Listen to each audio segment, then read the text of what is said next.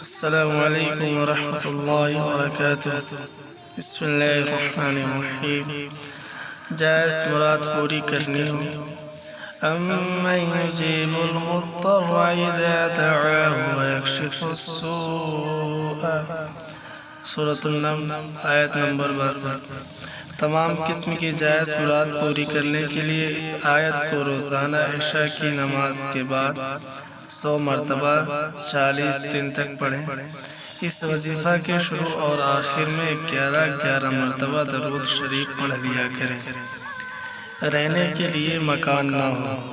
وَلَقَدْ مَكَّنَّاكُمْ فِي الْأَرْضِ وَجَعَلْنَا لَكُمْ فِيهَا مَعَايِشَ قَلِيلًا مَا تَشْكُرُونَ، سورۃ الاعراف آیت نمبر 10۔